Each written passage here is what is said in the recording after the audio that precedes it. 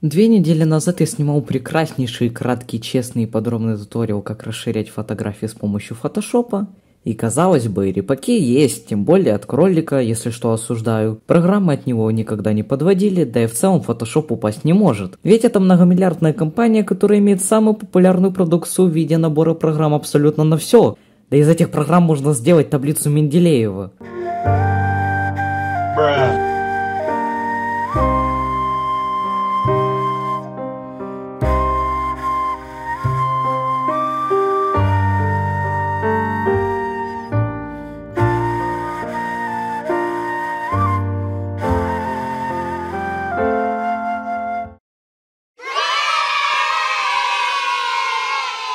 Далекие люди могут подумать, что здесь имеется какое-то нарушение правил, но давайте перейдем в правила фотошопа. Первое правило – запрещено использование фотошопа в коммерческих целях. Такие действия я не выполняю, никому ничего не продаю. Второе правило – запрещено обучать искусственный интеллект. На это я могу сказать, кто кого тут еще будет обучать. Ну и самое важное, третье правило, которое включает в себя несколько пунктов. Запрещены порнографические материалы и нагота, которые отсутствуют в моей картинке. Также в фотошопе не приветствуется пропаганда ненависти, насилия, оскорбления, критику групп, меньшинства, расы, этнической принадлежности, национального происхождения, религию, заболевания, пол, возраст и сексуальную ориентацию. Но я думаю, чтобы я не прошел на это правило, картинка, которую я хотел расширить, должна выглядеть примерно вот так.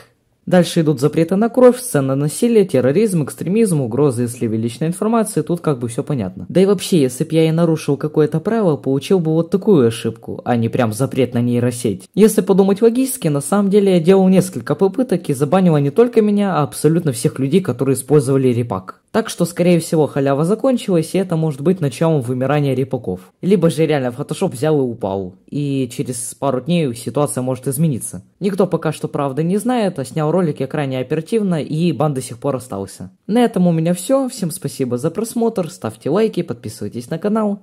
Всем удачи, до скорой встречи.